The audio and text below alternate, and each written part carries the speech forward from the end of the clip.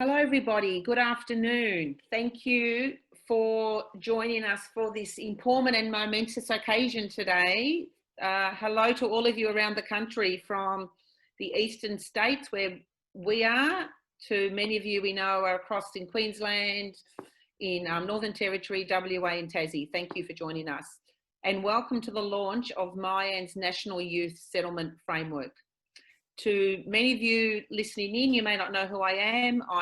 I'm Victorian based and I'm chair of the Multicultural Youth Advocacy Network of Australia. And my job is as CEO of the Centre for Multicultural Youth, the Victorian based partner of MYAN and the current auspice of the organisation. And I'm really delighted today to be moderating the event. And we have worked really hard and hope the technology holds out with hundreds of people online for a really dynamic and informative event. We have a really diverse range of people online today, as I said, around the country from different sectors. And I want to particularly welcome my state and territory partners across the states. Thank you for being here. And of course to our funding body, government, very important, who are in the audience, and of course our many partner NGO organisations. So welcome to all of you. Before we begin formal proceedings, I think I would like to begin by acknowledging the lands across Australia on which we are all meeting today. The land of Australia's First Nations, representing hundreds of clans and language groups. We recognise their continuing connection to land, sea and community. We respectfully acknowledge elders past, present and emerging, and those who are joining us today.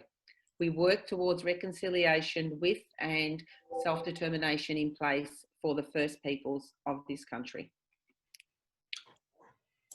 So I'd like to make a few opening remarks before we do some housekeeping and introduce you to the panel and our guest speaker today. So really today is the formal launch of the Youth Settlement Framework 2020. For those of you who know MYAN would know this is a refresh and a re-look at the document, but the principles of its development are in place. But we have done significant work, or the staff have, not I as chair, have watched it all happen around me. The staff and through consultations have done a re-look at it. So today, really importantly, we have the opportunity to hear from Alison Larkins, I'll introduce to you in a moment, who is in a newly created role, and I would say a really important role for the issues we're dealing with at a national level, who will officially launch the document today.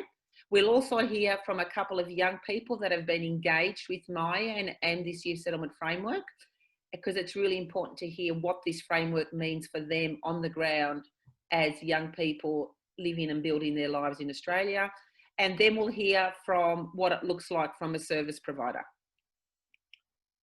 I think we need to put some context and we need to provide some context, particularly to what's going on in Australia at the moment that was not really anticipated as this document was being redeveloped over the last 6 to 12 months. Of course, we need to acknowledge the COVID-19 pandemic and the impact it's had on the community, and in particular, the many young people of refugee and migrant backgrounds we work with, as has the Black Lives Matter movement, has impacted enormously on the client group and young people and families we are talking about.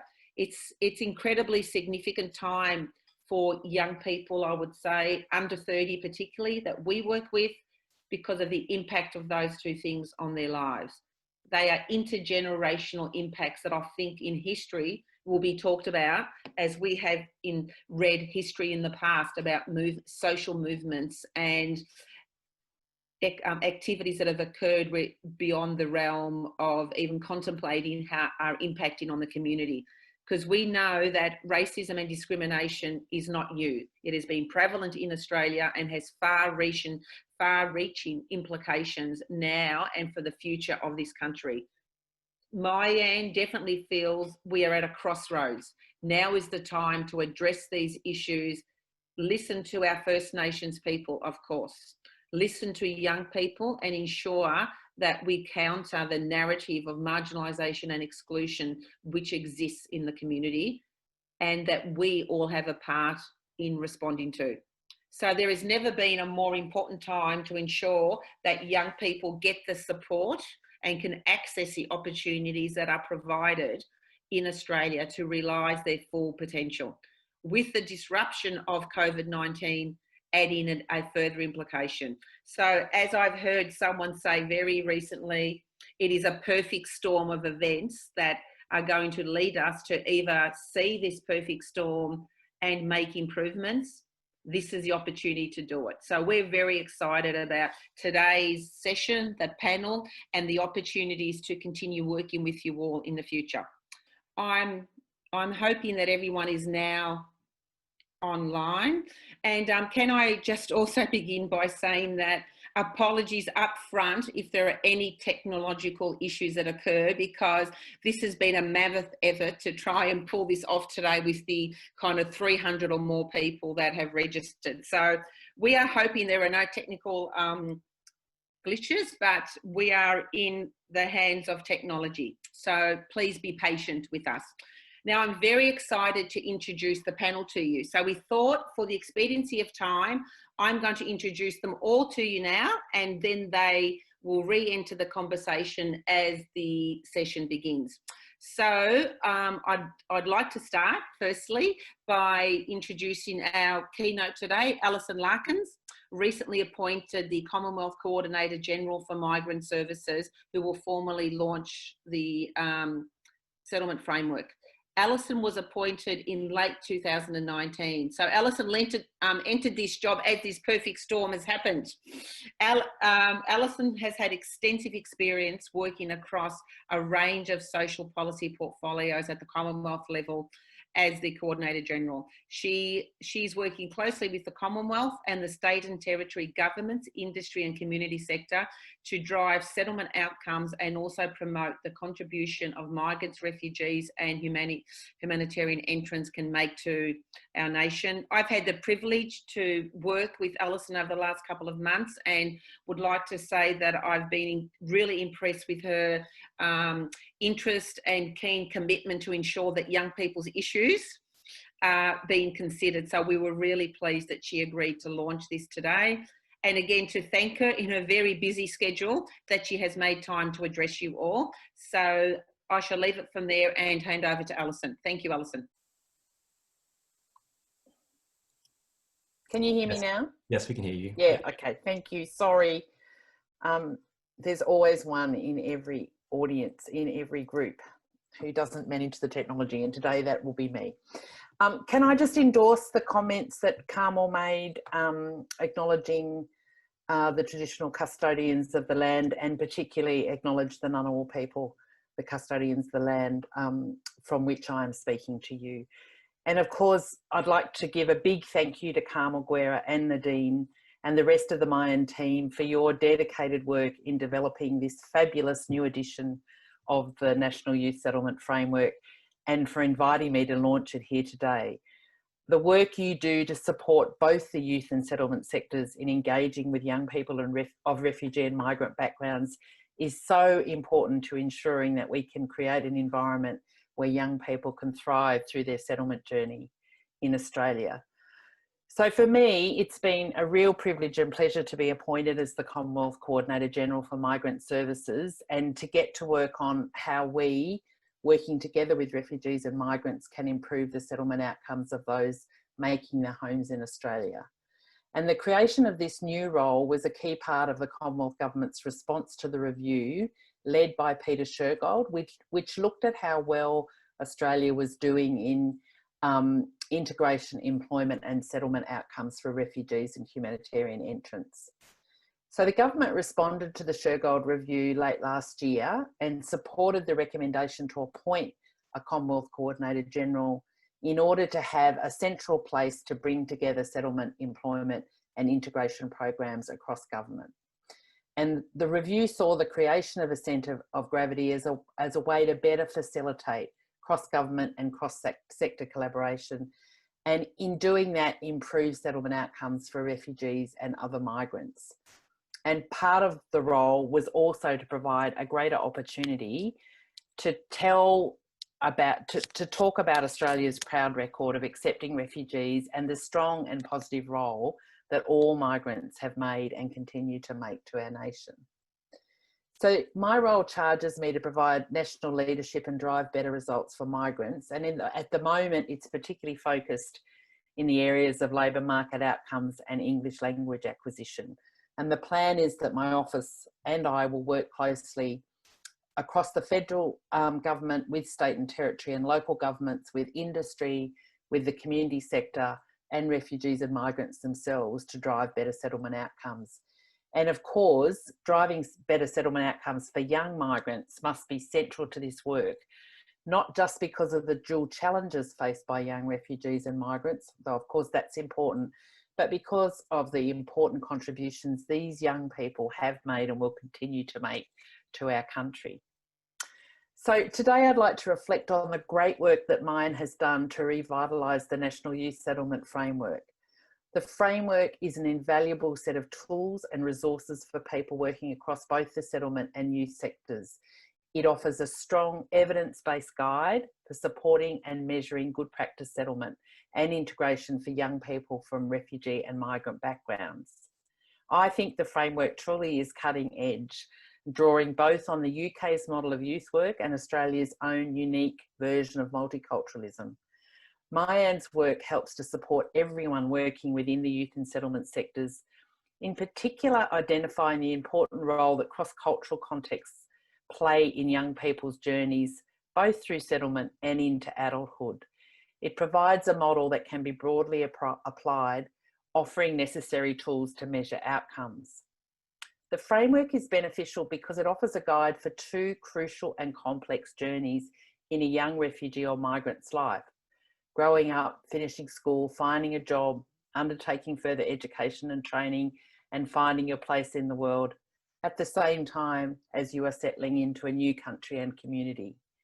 As the framework rightly notes, young refugees and migrants typically show immense resilience, but may face particular challenges in accessing support and opportunities to help them build a new life in a new country. They will often face more hurdles or distinctly different hurdles to those faced by Australian-born young people, and yet they also have different needs from their parents or other adult migrants and refugees. Our settlement and youth sectors have to work together to acknowledge these realities, and the framework provides a really strong foundation for doing that. The framework recognises that an incredibly broad range of issues affect young people's access to services. It draws our attention to the need to take an intersectional approach to understanding the experiences of young people from refugee or migrant backgrounds. So we must consider intersecting aspects of young people's identity, such as gender and sexuality, but also differences in their cultural values and norms. Our design and delivery of services needs to account for factors relating to social and cultural networks and other settlement pressures which may affect young people's ability to access support. I think one of the things I recognised and really liked in the framework when I first read it is that it recognises the role of the family in youth settlement. And critically, it recognises that relationships with family and community often provide young people with a sense of belonging and support in negotiating various challenges and transitions. Families help young people to connect with shared values and culture. For refugees and migrants, families may be broader and more complex than traditional Western understandings of families, and the expectation and responsibilities towards their families can be key priorities for young people. Another thing I particularly like about the framework is that it acknowledges that settlement is not a linear process or a set of milestones that fit nicely in a straight line. We can sometimes talk about settlement as a journey and see it as a series of sequential steps. But as the framework explains, settlement cannot necessarily be defined by the number of years since a young person arrived in Australia. Instead, it is dynamic and varied and shaped by a series of interrelated steps, which are in turn influenced by a person's age, their socioeconomic status, or their development stage. Links to both settlement and mainstream services and interactions with peers and the broader community will influence a young person's engagement with settlement milestones or challenges, such as learning a new language or navigating an unfamiliar schooling system. In the way that the framework has conceptualised settlement, we can still identify a set of milestones, markers of progress, but we can recognise that people need help and guidance in different ways at different times, and critically acknowledge that young refugees and migrants should be able to set their own path through the settlement milestones, one for work which works for them in their particular context. I'm pleased that Mine's work offers a basis for supporting young people to become active citizens in the Australian community. Strong youth settlement should focus on helping young people to be active and to engage and contribute right across Australian society. You may have heard of Prudence Mellom, who arrived in Australia as a teenager from Chad. Prudence offers a powerful example of the value of active citizenship and of how young people can navigate the settlement experience and transition to adult simultaneously. Settled in Toowoomba, Queensland, Prudence was named Toowoomba's Young Citizen of the Year in 2018. Now in her mid-20s, she is a social entrepreneur, the founder of Erased, a non-government organisation which aims to eradicate racism and spread the message of inclusiveness. She believes that sharing personal stories can help break down barriers. Along with a group of volunteers, she has spent the past few years travelling to regional schools with a simple mission: we share personal experiences. In recognition of her skills and contribution, Prudence is now serving on Minister Tudge's Advisory Council on Refugee and Migrant Services, where she will help us to identify and work through the barriers faced by young people settling in Australia, particularly in regional areas, and encourage the telling of the positive role that young migrants make to our nation. Part of my role involves considering how we measure settlement and track the progress of refugees and migrants through the settlement journey. I'm focused on improving the way we measure how successful we are at settlement as a country. I want to improve our data collection and measuring tools so we have a better understanding of what works, which is critical in helping us to get better and better at what we're doing in relation to settlement. It's great that Mine shares this goal and is working towards improving data and practice outcomes at a service level. The framework offers services the tools to measure evidence-based good practice and to track young people's progress. As Mine notes, measuring outcomes helps ensure we're not doing harm and allows us to improve and reflect on our practices. Including young people in this process is crucial so that we stay accountable to the end users of our services. As Carmel mentioned, of course, COVID-19, none of us could have expected 2020, and it has had a drastic impact on the Australian economy, and great effects are being felt by young people. By May 2020, the youth unemployment rate had risen to 16.1%.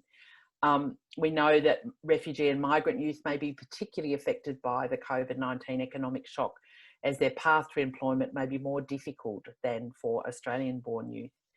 With this in mind, we must work hard as a community and as a government and community to ensure we support young people. The Commonwealth Government already has a range of policies and programs aimed at this, particularly focused on those of refugee and migrant background. And I won't go through them all, but I will just note that the government has established a youth task force to develop a collaborative approach to improving youth participation in key priority areas, including education and employment. And as part of that work, the task force consulted with young Australians, including young people of migrant and refugee backgrounds. The government is doing quite a lot of work at the moment to focus on improving education pathways, employment, and mental health of young people as a consequence of COVID-19. I think community-led initiatives are going to be a crucial part of this puzzle. I met recently with an organisation called Career Seekers, which helps match university students of a refugee background with employers aligned with their skills and aspirations. Students are offered a 12-week internship and are supported by Career Seekers through this time. So they work with big Australian companies. Internships give students the opportunity to learn about the local work and industry culture and develop their professional work networks. And refugees are reporting they're gaining important practical work experience and it's helping them secure a job in their chosen profession. And Career Seekers tells us that many of its interns are going on to take up permanent positions at the organisation they interned with. Of course, Mayan also has a range of youth-focused activities and programs to support settlement and integration. This includes, for example, the Youth Ambassadors Network, which enables young people from across Australia to engage and inform Mayan's work and participate in other activities in their home state or territory. As well, the Fuse National Multicultural Youth Summits are a fantastic means of nurturing and igniting Australia's future leaders. Investing in youth-focused settlement is vital, and as part of my role, I'm determined that we continue to do better and deliver improved outcomes for young people finding their way in their new home in Australia. To conclude, let me formally launch the new version of the National Youth Settlement Framework. I'm really looking forward to seeing it roll out in practice.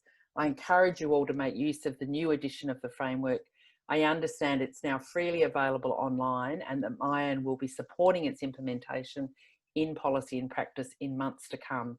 I think the framework is a fantastic set of resources to help us work together to improve on our current practices and do better to achieve successful settlement outcomes. Thank you again to Mayan for inviting me to speak here today, and to everyone in the audience for listening. I'm looking forward to the rest of the conversation, and I'm really interested in how we can continue to work together to create an environment where young people from refugee and migrant backgrounds are able to continue to be a vibrant part of our communities. Thanks very much. Lovely. Thank you, Alison, for that lovely overview of what, one, you're doing in your role, and secondly, for taking the time to really reflect on how you think the framework can be used. So I think that was very insightful. So thank you for that. And can I urge, again, people who have got questions for Alison to put them on Slido so that I can see them and prepare for the question period. Now, the next bit I'd like to do now, and I failed to do in my role as moderator, was previously introduce the panel. So I'm going to do that now as they're speaking. So the next bit we're going to do is hear from some young people, Apajok and Zahra, who have been involved with Mayan through our different state partners, New South Wales and WA, to talk about some of the issues as they see it. So we have Apajok, who is also a practitioner, brings an international perspective and the value of supporting it. Zahra has really been involved in WA through the framework as a participant in Mayan's recent Day in the Life video series. So they have got significant information to offer. We also will have Alex, the CEO of Mayan New South Wales, who will speak a bit later. And of course, Nadine Liddy, who's probably known to all of you, who's the national manager of Mayan. But we're going to start with questions to Apajok and Zahra. And I agree, I urge again, if participants have questions for them, put them in Slido. So Apajok, I think I'm going to start with you as someone that I met, and I know you've met through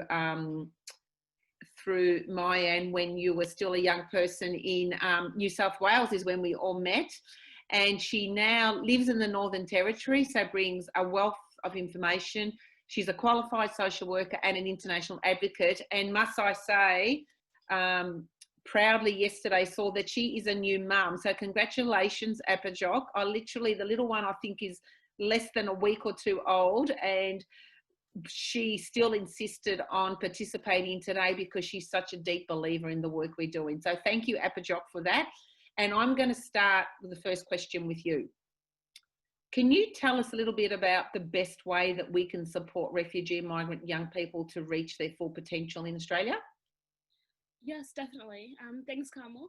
I think the most important thing for service providers to know on how to help young people reach their full potential is to ensure that you ask them. We have agency, we have strength, we have power, we have a voice, and before you can ask, just assume, don't assume.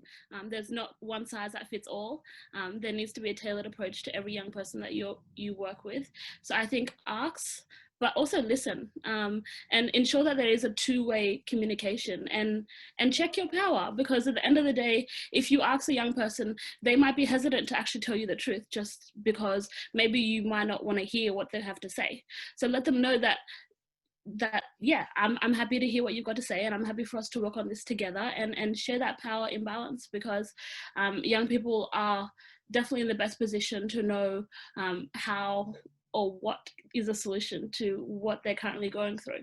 I think that's the best way to do it, and the best way to move forward.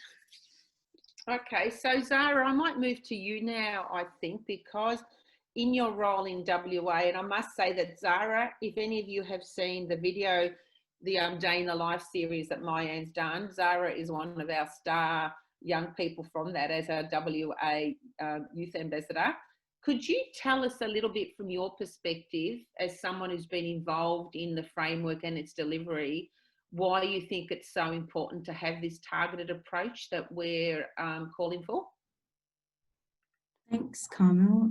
I think Alison hit it right on the nail when she spoke about the National Youth Settlement Framework, taking an intersectional approach towards the settlement framework and the process. Unfortunately, for far too long, young people have been put in a specific box, which has apparently disregarded the personal identities of young people and what they hold.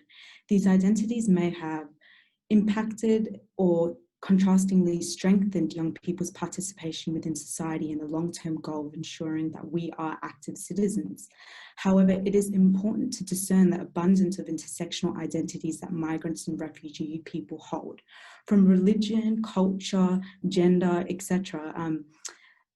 Alison did speak a lot about that previously.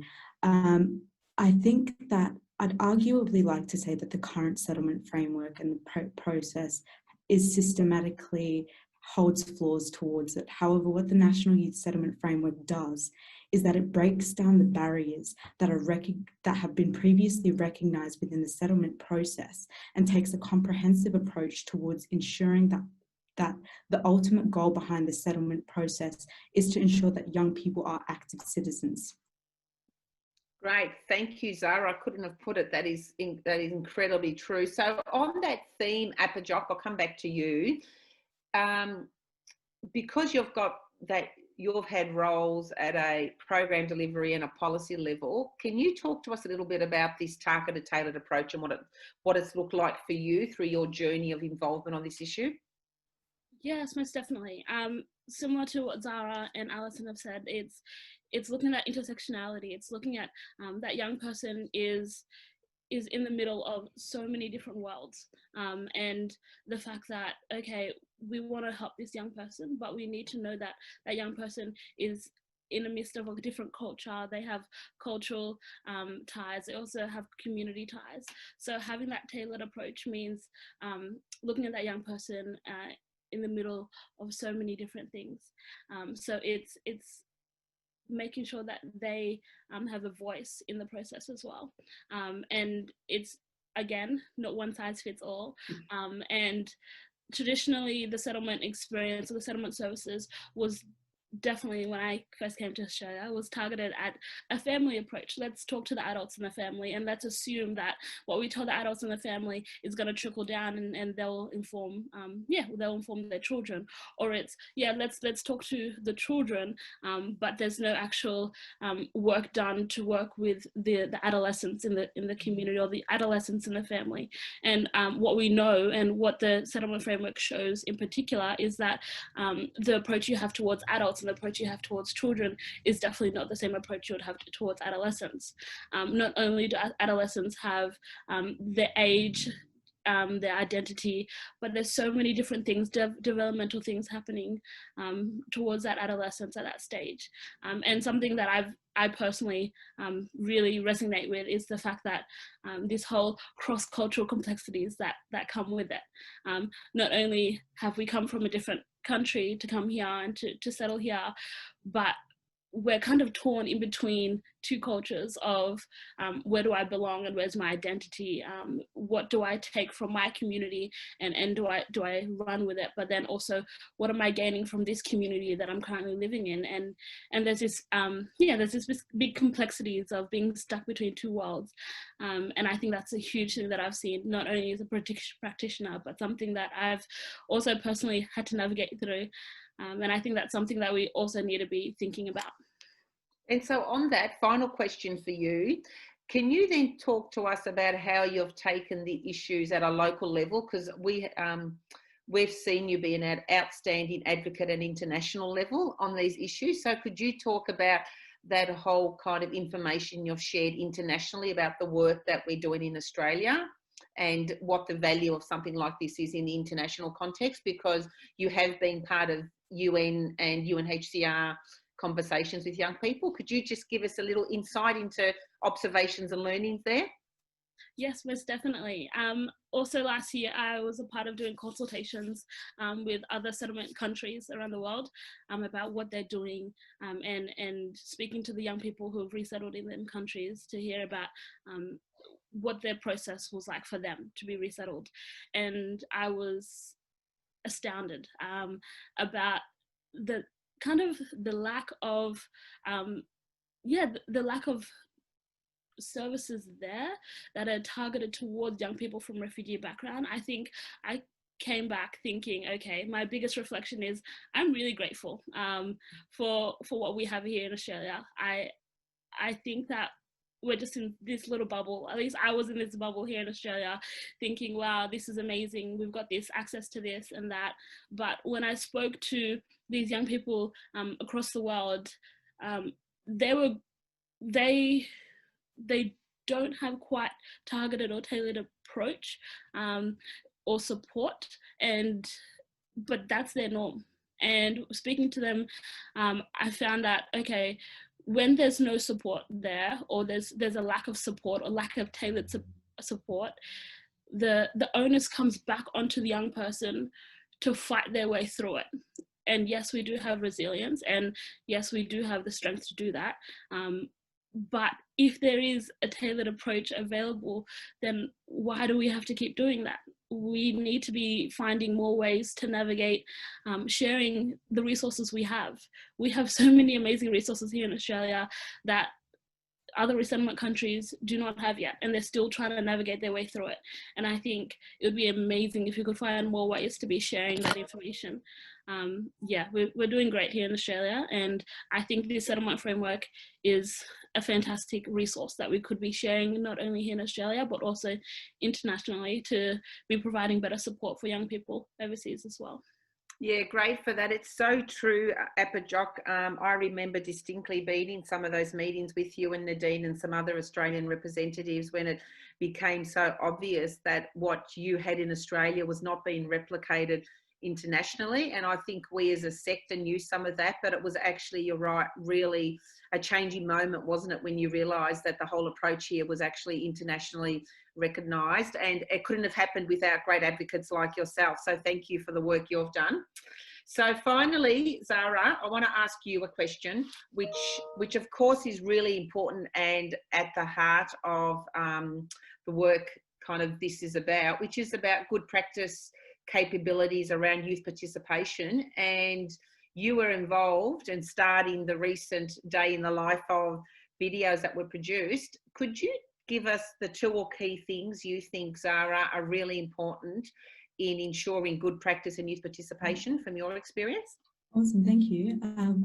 I think what Apajok was speaking about earlier, about how this isn't just a one-size-fits-all approach. You've actually got to listen to young people. Every migrant and refugee is different. And as Alison was speaking about it previously, there are an intersectional identities that young migrant and refugee people hold that we must recognise during this process. We can't assume that working with young migrant and refugee people will be achieved through one solid approach. Migrants and refugees cannot be fitted into one specific box. We must decipher the different identities that we hold, because these are identities that we are proud of and we hold with high heritage amongst us. I also think that applying it back to the Day in the Life project that we did work on, what I loved about Mine Australia is that they gave us the full capacity to turn this project into one that fitted our lives and the abundance of identities that we hold. We were given an abundance of support from Mine Australia to do what we wanted to do, to express who we were and to express our identities. So if I could sum that up into one point, I think that we need to start listening to young people and hold their cultures as high as they do. The second point that I want to make is that youth participation for far too long has been really condescending within all industries across the world. This isn't just within the Australian context, it's within a global context. This is specifically recognisable as well within the migrant and refugee community. Let's just acknowledge the difference between diversity and inclusion. Australia is a very diverse country, but unfortunately we have a long way in tackling inclusion and inclusivity within all organisations and industries. So to apply this to the sector, I think we need to start asking ourselves within the organisation and within the sector, is there inclusion within the sector? Do we have people of colour, refugees and migrants that are working within the organisation and are delivering these hard conversations to have? I think we can also relate this back to the Black Lives Matter movement. Why are we having these conversations now when they should have happened a while ago? So I feel like another point that I have to make is to challenge your inclusivity within the workplace and within the sector. It's time to acknowledge that, yes, we might be diverse, but it might also not be as inclusive as we hope for. And the final point that I have to make is that resources and financial support is just as important as emotional support and mentoring. Youth participation in all industries has not peaked yet, given the lack of resources and financial support that has not been allocated within an organisation. It's important to recognise that young people's time, especially migrants and refugees as well, is not free. So the Day in the Life project that Mine Australia supported us not only financially, but also with the resources that we needed to execute these projects at the highest standards. We were given the full capability to run this project with all support across all points that we needed. So it's really important to ensure that there are appropriate resources and funding that is allocated within the sector to acknowledge and aim to achieve active participation within the migrant and refugee young people that you're working with. Wow, thanks for that. You've raised a whole lot of questions that I've got as I'm looking at through the Slido ones around the points you've made. But, you know, I must say that one of the proudest things about being involved in my own organisation and mine, and I know it is with our partners, Zahra and Apajok, is having had the privilege to learn from young people like yourselves that show us how we need to improve our daily practice. And I think you two have absolutely shone today in teaching us some real life lessons about meaningful youth participation and the voice of young people, whether it's co-design or informed. So thank you very much. There are a whole lot of questions that I'm going to come back to. And I've just got two other things before we open up to questions to the floor. So thank you, Zahra and Apajok, for now, and I'll come back to you. I now want to go to our Mayan National Manager, Nadine Liddy, who's going to very quickly provide some insight into issues around the National Settlement Framework and its use before I head off to Alex. So Nadine, over to you. Great, thank you, Carmel, and a big thanks to Zahra and Apajok, always raising a challenge for all of us. So thank you for not holding back on those challenges to all of us today.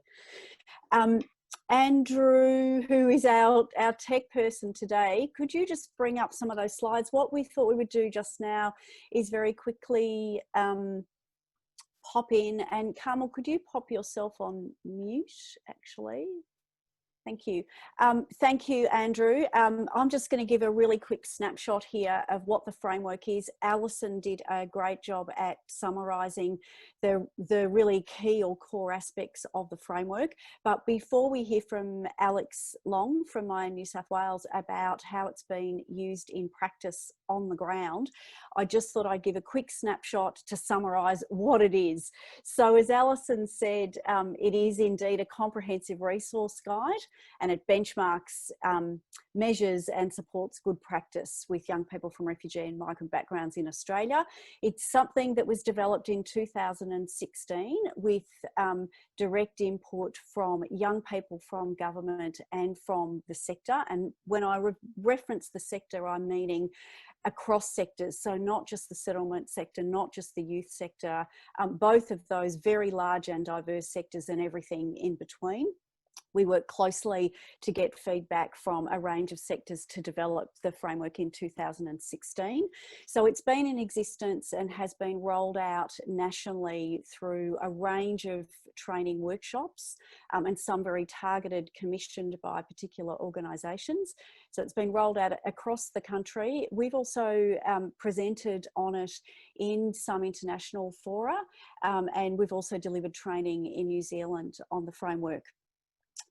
It's intentionally designed, as the second dot point indicates, as a resource guide. So I should really qualify that term framework is music to some people's ears and completely off-putting for others. But it is really a comprehensive conceptual and practical guide. So it's designed to equip policymakers and service providers with skills and knowledge to best support young people from refugee and migrant backgrounds in Australia.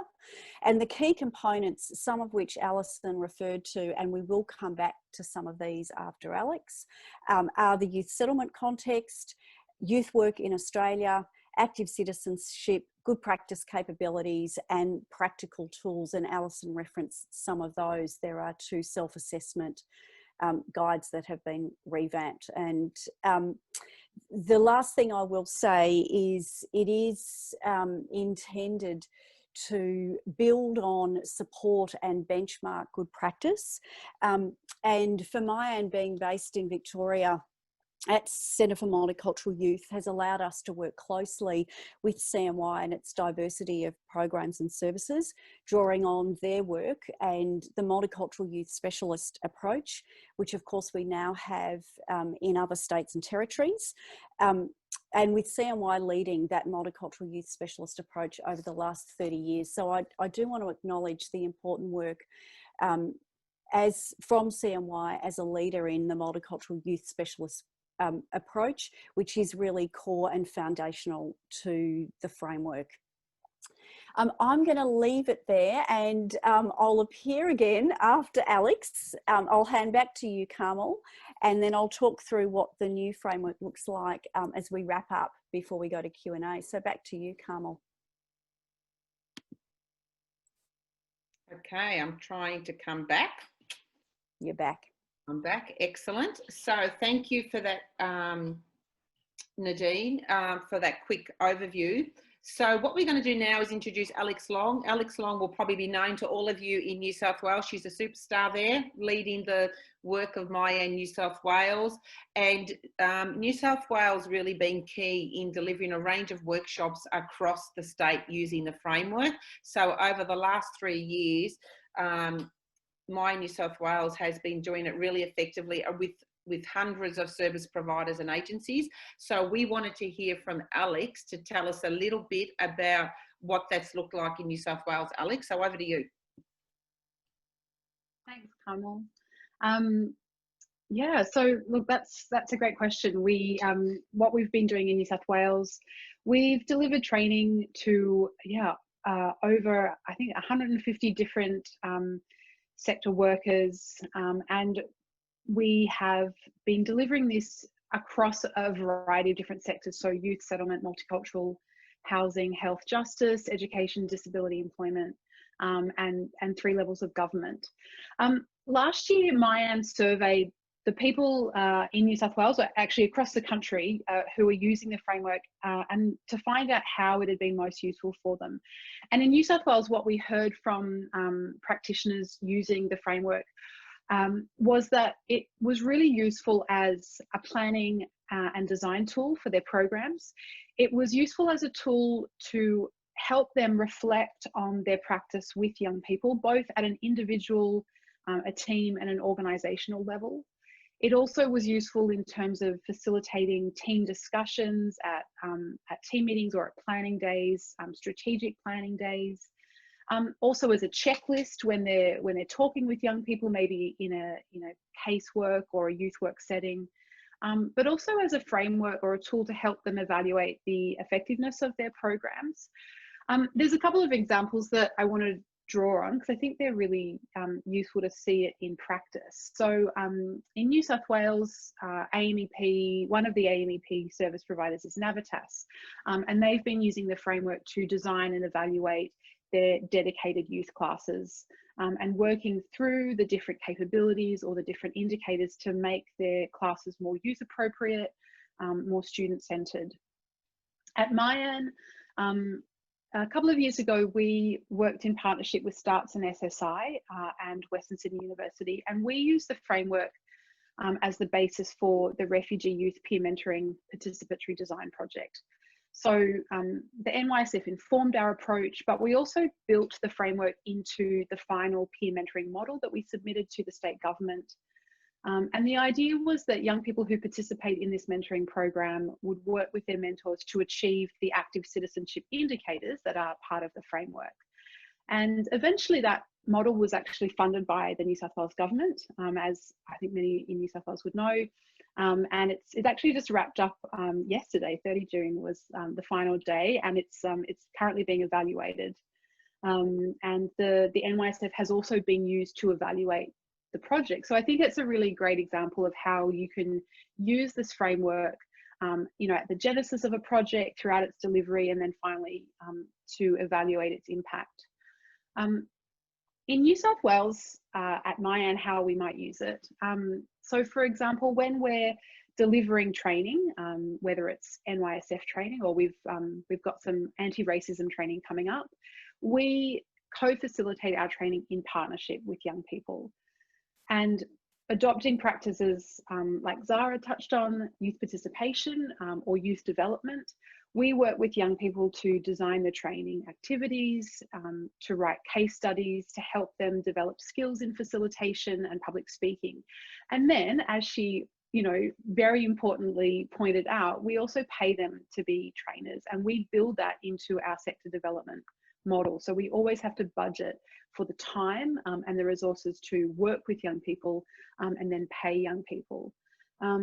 And one of my colleagues, Vanessa Chavez, who looks after sector development in New South Wales, she has been working with the other Mayan Australia member organisations to develop a whole lot of online training materials so that despite COVID, we can still deliver training both in New South Wales and across the country. And that's she does that work as part of the National Community of Practice. So that's just a little bit of how we in New South Wales at Mayan, but also other organisations across the state have been using the framework. And it's just, I think it's an incredibly important resource, both for workers at a service delivery on the ground level, but at every level of an organisation, through team and senior management and executive leadership. It can be useful for every single person who has an interest in supporting the rights and interests of young people from refugee and migrant backgrounds. I'll hand back over to you, Carmel.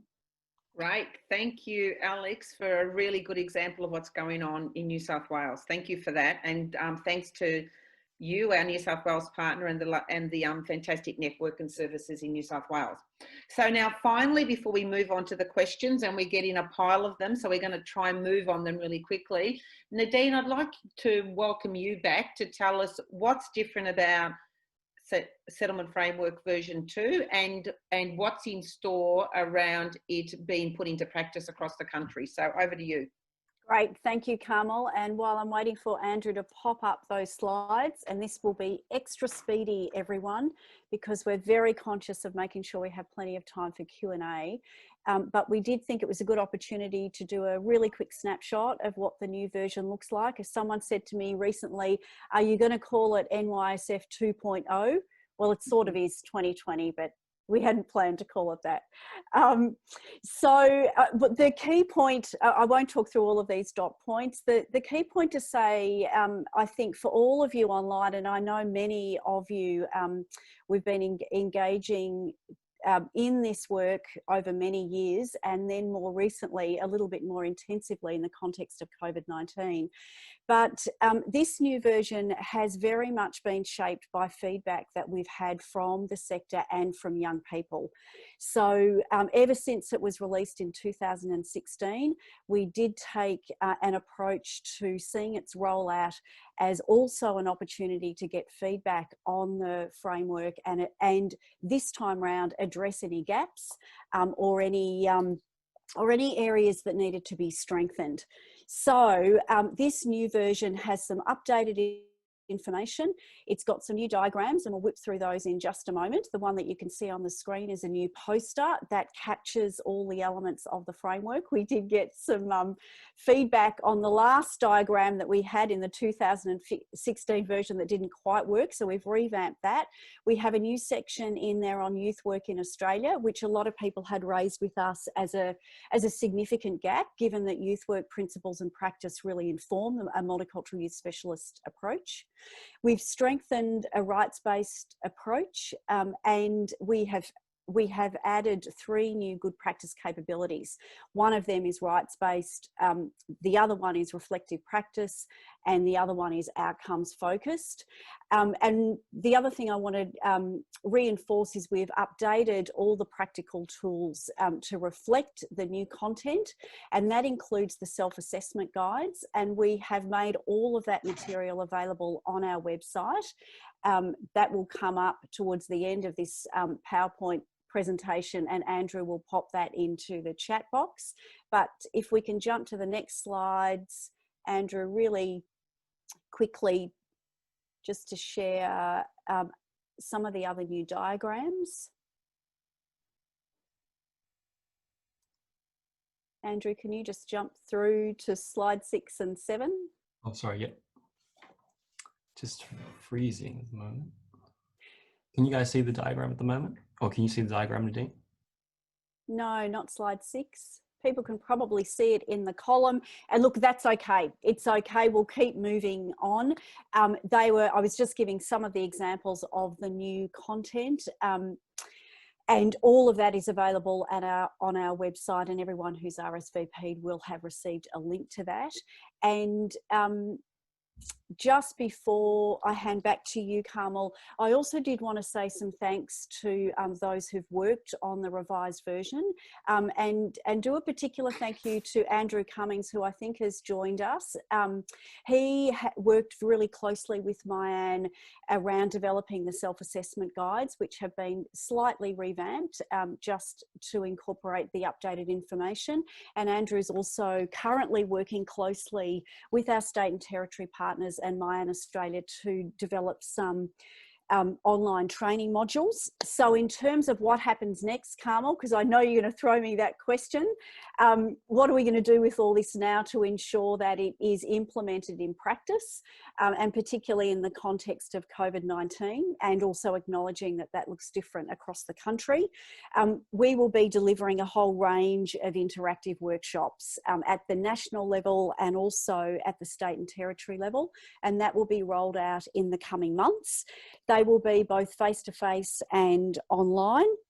And at the state and territory level, of course, they will be hosted by our state and territory partners, but Myan Australia as the national body will be complementing those workshops at the state level with some national webinars and other workshops. But our plan is to run a whole range of interactive workshops over the coming months, with plenty of opportunities to hear from young people and continue to be challenged by young people. So that's what's coming up.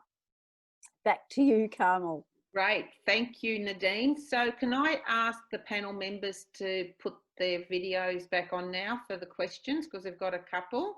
So I'm going to try and move through pretty quickly because we've got a lot of questions that I want to get through. So can I start first, Alison? I've got a double question here for you. what is, and I think the question is government generally, but as you're leading this work, it's what is the government doing to ensure that really mainstream services are understanding the need to get trained around using things like the settlement framework to ensure we get a different approach. And then the second part, which was another question that had a few ticks, was how is this going to get used with HSF, knowing that the take up with young people, these people are suggesting, is low. So would you mind answering those two-pronged questions, Alison? Yes, and I'm sorry, can you hear me, Carmel? I can't Yes, turn I think Andrew's turned my video off. Oh, I'm Andrew, not able to turn it back Alison on. back. Yeah, sure. But so on the first one, so I think this is a very good question. I don't completely have the answer to it, but let me just make a couple of comments. Sorry, just starting my video now.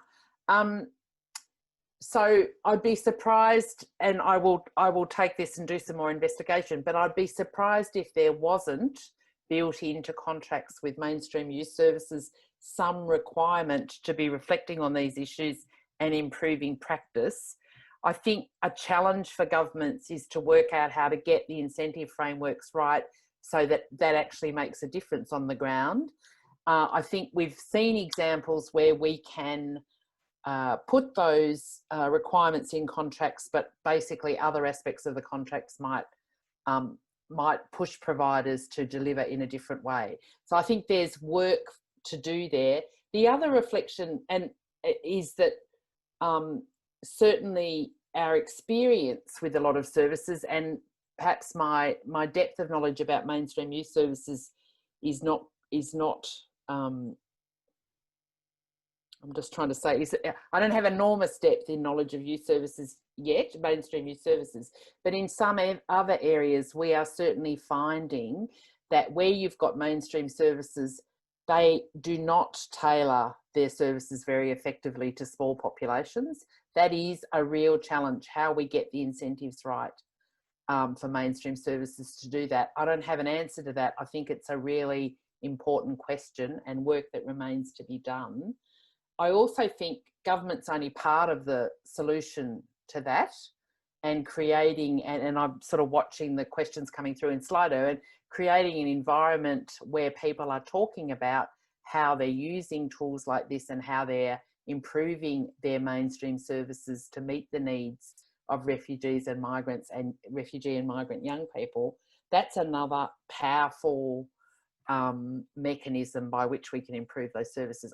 I don't mean to take away from the responsibility of government to drive that. I'm just saying government alone is perhaps not always the only way we can make those changes. But I've taken that question on, and I will do a bit more reflection and looking at it. Sorry, can you repeat the second question, Carmel? Yeah, it's about HSP. So, you know, really within the realm of the influence that you might have, I think they're asking on Slido that the current arrangements don't allow for a really tailored creativity. Yeah. So what are your thoughts about that? So I think with HSP, what we've got is an environment where we've got a really highly directed contract where the actual services are very specified, and the financial incentives drive HSP providers to do things in a particular way, and really leave little room for flexibility or creativity or responding to the particular needs of particular clients within that framework. And as we talked about earlier, assume in the design of the services that one path fits everyone.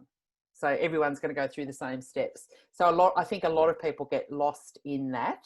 So we are certainly looking at how do we move to a more outcomes-based funding framework for HSP, where we're clearly defining what it is we're wanting to achieve from our investment in settlement providers, but we don't constrain them unnecessarily and force them to deliver services in a particular way.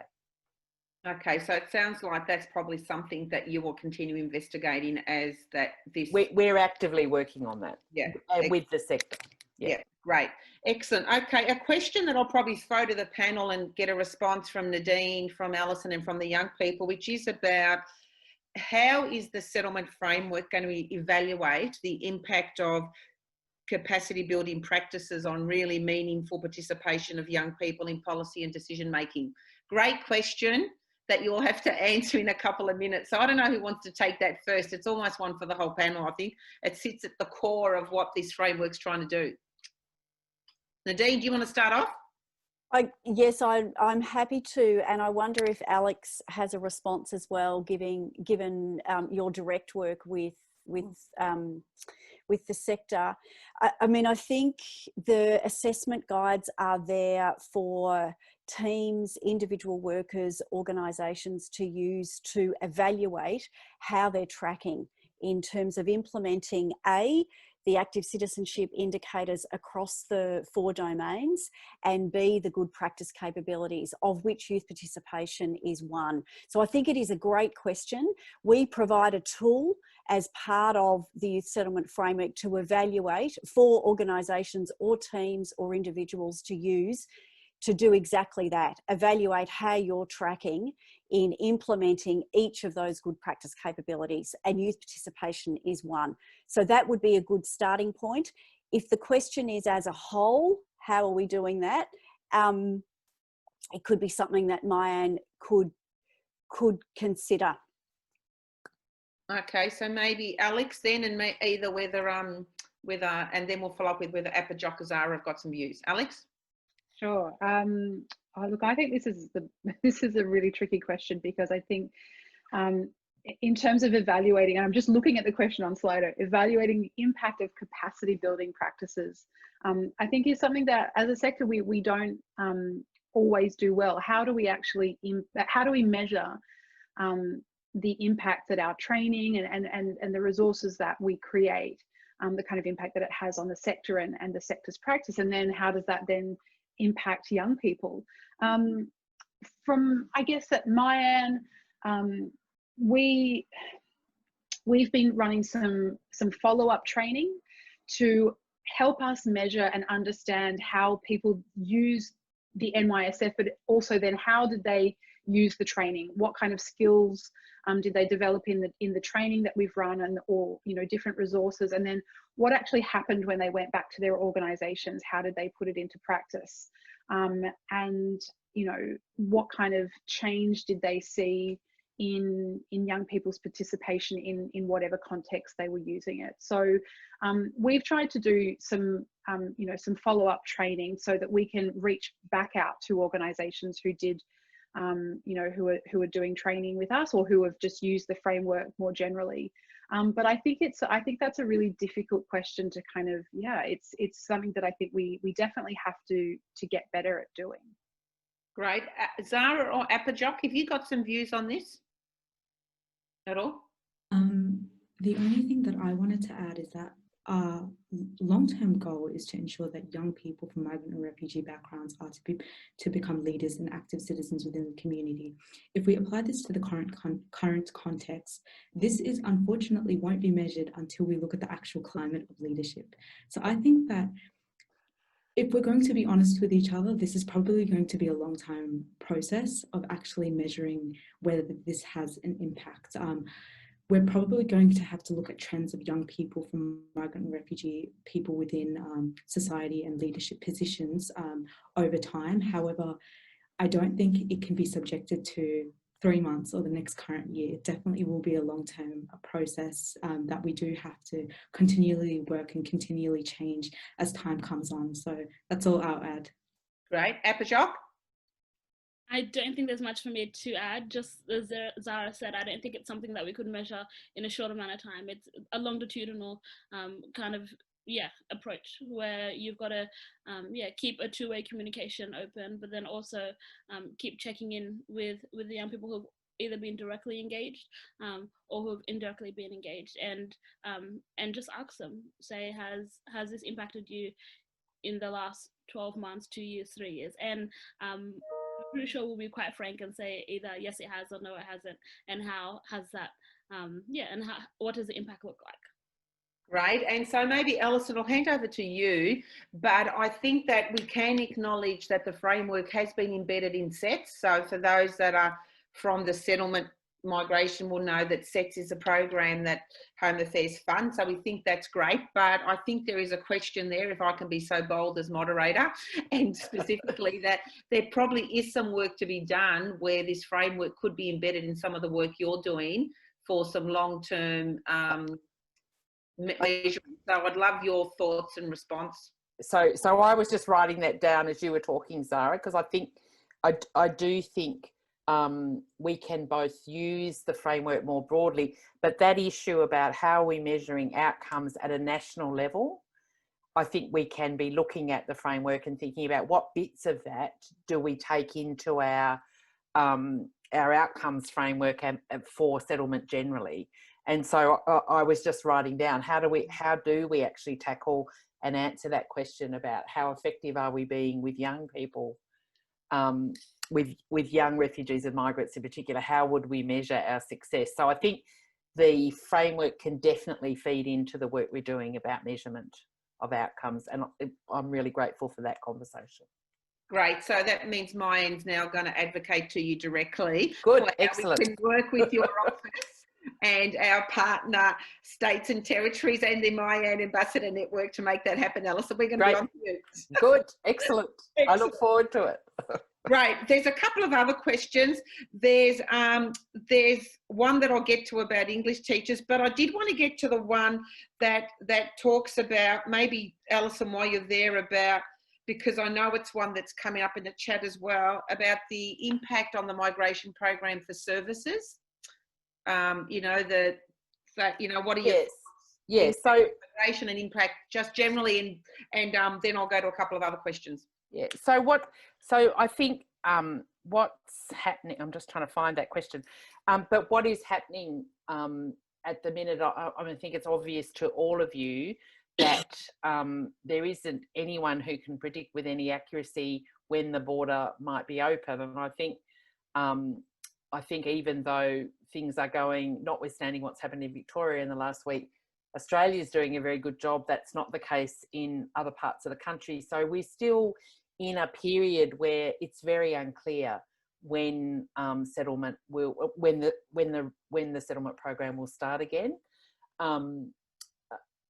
It's absolutely in everyone's sight, and we're all looking forward to it starting again, but we really do not know when that's likely to happen, and I can't see it happening this year.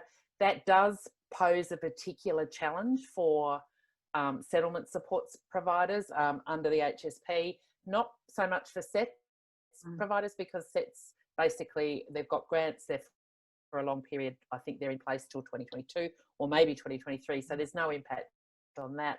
I think the issue that is being worked through at the moment is what will happen to the HSP providers, who basically are paid on a fee-for-service basis, depending on arrivals. So a lot of the funding to those providers comes from new arrivals. So we're just working through those issues at the minute, what happens to HSP providers.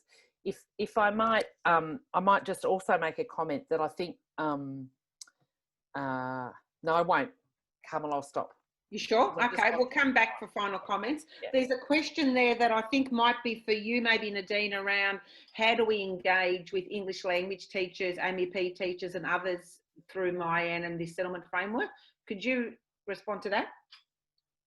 Yep, thanks, Carmel, and a great question. I know Alex had particularly referenced Navitas in New South Wales. Obviously, there are a range of AMEP providers, so just responding to the AMEP component of that question, we do know that a number of AMEP providers, some of whom are on, have joined us in the meeting today, are using the framework in their practice and have used it at a very operational level to inform the work that they do, and they've also used it in PD with other staff.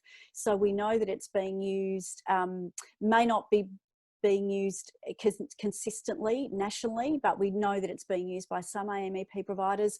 And we've been working very closely with AMEP providers over the last 6 months or so in and around youth-specific classes. So I think there's probably more work to do there, but I will say there is a lot of good practice happening in the AMEP program around youth-specific service delivery.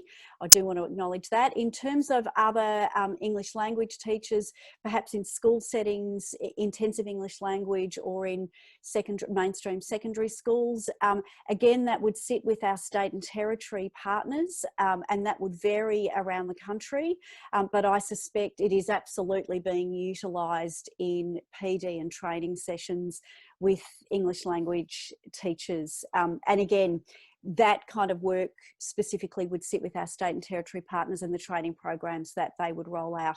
And I know that English language staff are participants in that training around the country.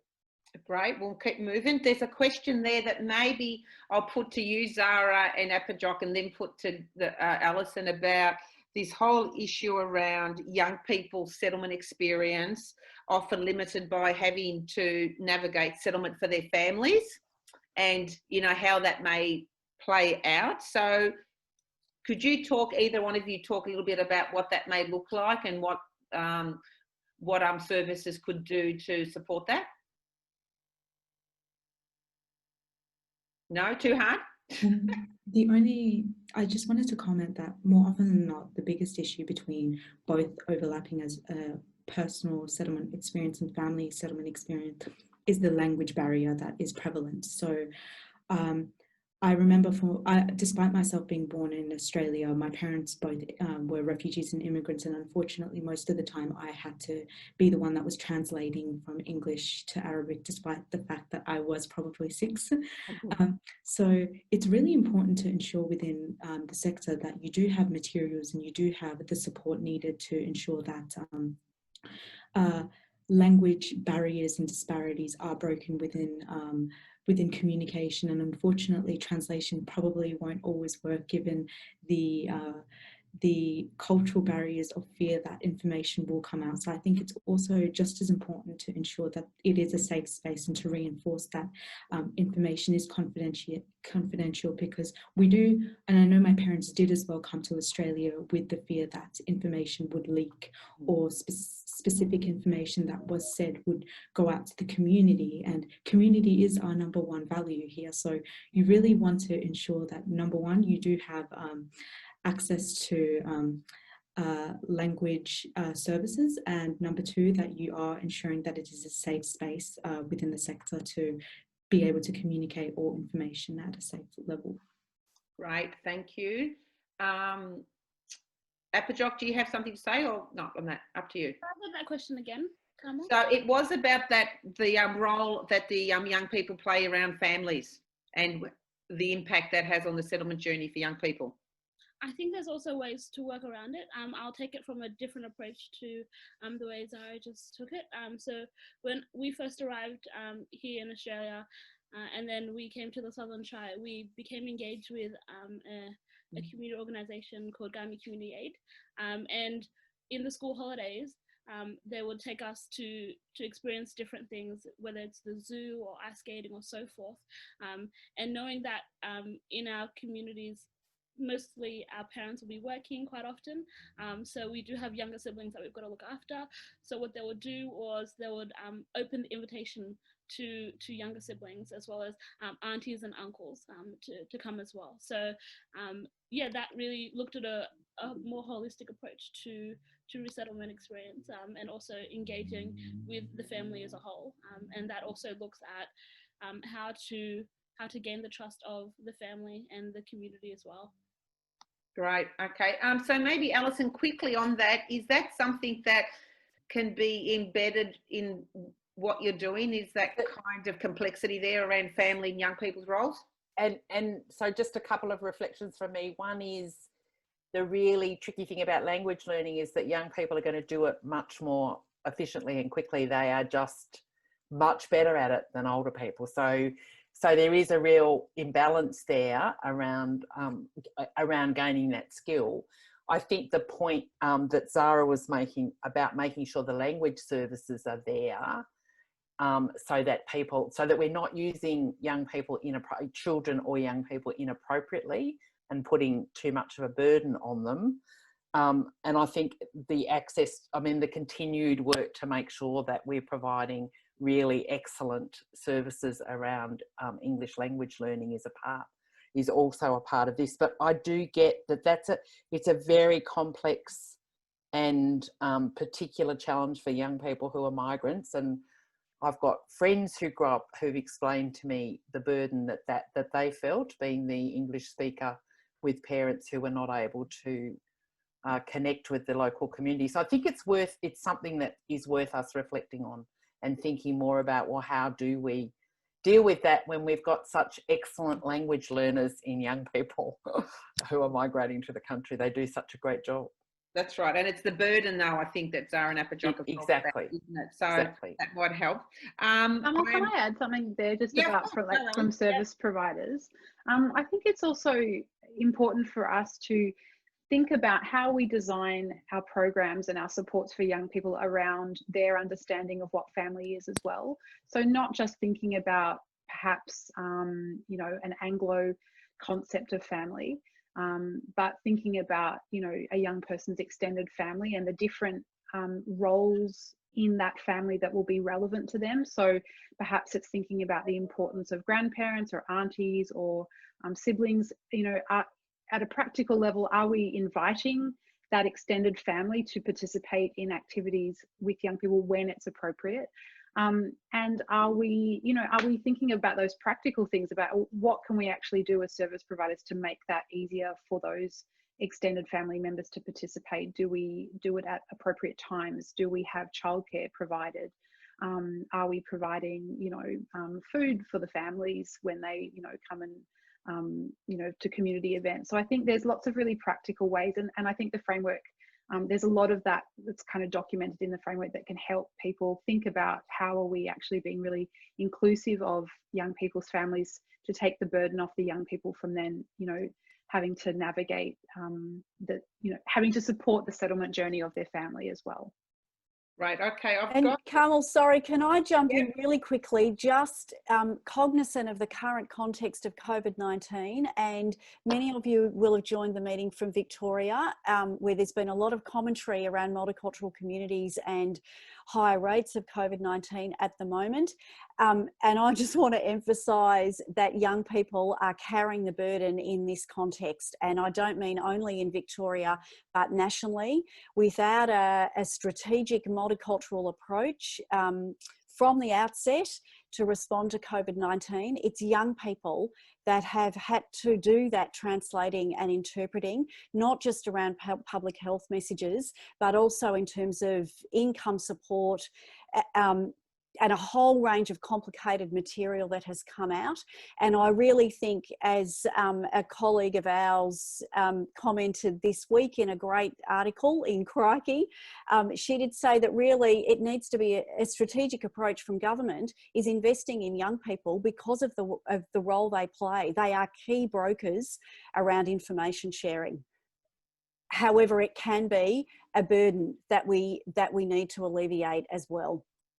Yeah, no, great points by everybody. I've got a couple of more, so I'm going to combine two questions I've seen into one with the 5 minutes we've left and ask you all for a comment, which is picking up on Zahra and Apajok's point about, yes, we're diverse, but how are we inclusive, and how do we move government and NGOs and others from tokenistic involvement of young people to actually helping them determine the kind of future in policy and program design. So I've kind of combined three kind of questions there into one. So I think we should give the floor first to maybe Zahra or Apajok, and then I'll go through the other panel members.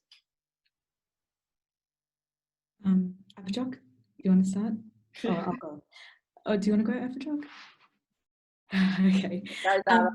I just want to quickly, first of all, know apprehensive time, but intention is very important. It's important to recognize what the values are within the organization. What is your intention? What are you trying to do? Are you trying to do this for face and diversity, or is it deeper than that? Are you uplifting young people? It's really important to recognize what the ultimate goal is, because I've worked with many organizations who are looking to check the diversity box, and unfortunately that is not going to help migrant and refugee people in the long run. The other comment that I quickly had is that in terms of working with government to ensure that migrant and refugee people are recognised, I would love to specifically push on the point that there needs to be a federal advisory group, youth advisory group, which ensures migrant and refugee recognition on the board. So I would hopefully like that in the future, and I think that it's very important to start putting this as a suggestion and recommendation within many policy papers that organisations are putting forth. Thank you. Right, Apajok. I love this question so much. I think there's so much that we can be doing to make sure that we're not being tokenistic. I think even just starting with transparency, like let's be transparent about what the engagement looks like, what is the actual outcome going to be, and ensuring that there's going to be a value of their experience and of their professionalism. Because for example, if we ask for an advisory committee of professionals to come together and we get their opinion, we value their time and acknowledge that by paying them or by putting resources towards it. But if we ask for a young person's opinion, we expect, unfortunately, we expect them to just donate their time or to donate their experience or to donate their professionalism. And that's not actually acknowledging the expertise in that area. And I think that we really need to be doing that more, and we need to do more of a push towards that.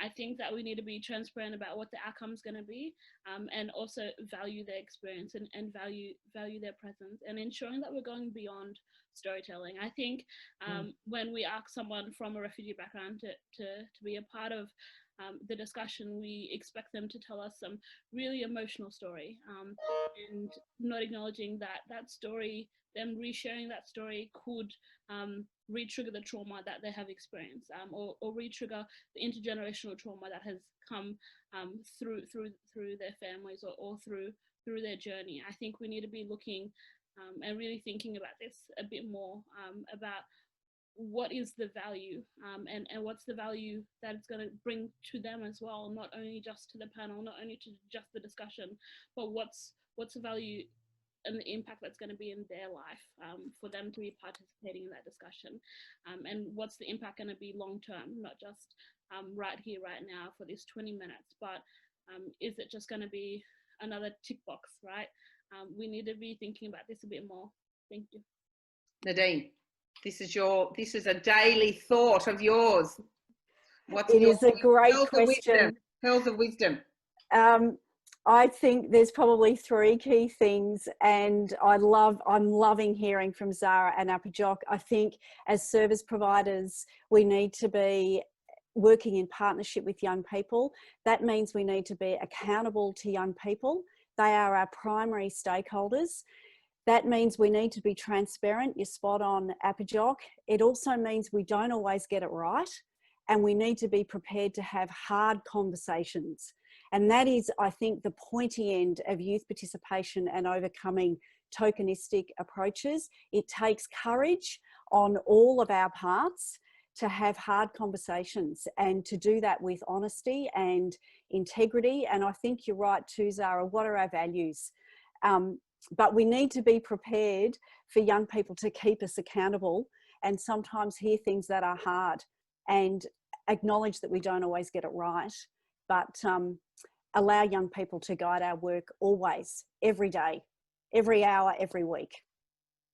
Yeah, we are really running out of time. So Alison, I just wanted you, so sorry, Alex, I'll skip you, but hopefully Nadine's picked up your points. Alison, just a quick reflection on whether you think that's something that you can take on board. So I think the critical thing that we need to do at a Commonwealth level in response to this issue is create a framework where services can respond to individual need. And I think one of the things that's really struck me coming into this role is the way we talk about refugees and migrants as if they're a single group of people who are all exactly the same. And it's very clear that there's just enormously different needs among that group and enormously different experiences. So I feel like part of what I need to do is help create the framework where services can respond much more effectively to individual needs and aspirations. That's great. I think that is a lovely note to finish on. And just to acknowledge that I will put some of these follow-up questions in, Nadine, and for my staff to know, it's about how the framework can be used in different sectors, TAFE University, a different field, as in teaching, health, NDIS and sport. And there was also a question around how it can be used more within the existing portfolio area of Home Affairs. So I think that's a good question to kind of take forward. So sorry, there were lots of others. And Alison, if you don't mind, if there are ones that were very specific to you, we might pass them on and then that'd be great. Boxes out into the next Mayan newsletter. So can I thank everybody, because I promised Zahra, who has a job to get to in about 1 minute, that I was going to finish at 3:30, so I am. So I'm going to start first. I'm going to start the reverse. I'm going to start with thanking Zahra and Apajok for their incredible courage and articulation of the issues in a way that those of us who work with young people and through Mayan know that we're privileged to hear. And I'm glad that we've given you the opportunity to speak about that. Thank you. Mayan will continue to learn from people like yourself to enhance our own practice. So thank you to both of you. So a clap from me. To Alex, thank you for your thoughtful contribution. To Nadine, as always, as our Mayan manager. And Alison, finally, thank you. Thank you for your openness and ability to listen to us. I want this audience to know that it is not that often that you have someone with your level of seniority influence really taking out the time to listen and participate, and thank you for that. I think that we as a sector are really grateful for you participating with us, so thank you to you. Great privilege, Carmel. Thank you. Thank you. And then can I take one moment and I'll let you go, Zahra, is I want to thank the Mayan staff as chair of this wonderful organisation on behalf of myself and our partners around the state that I know are all messaging. Thank you to the staff at Mayan for pulling together this awesome session today with all the technical things that go with it, but also more importantly for the work they've done in pulling together this framework and the continued work they do in supporting young people across Australia and each of the state and territory. So a big thank you to Nadine and the team as well. So on that note, thank you everybody. You will hear from us very soon via our next newsletter. We will put out information. There's a lot of points coming through about sharing resource and information. I'll leave that with Nadine and the team to do that. So thank you very much everybody, and thank you to our panel members. Until next time, stay safe. Thank you.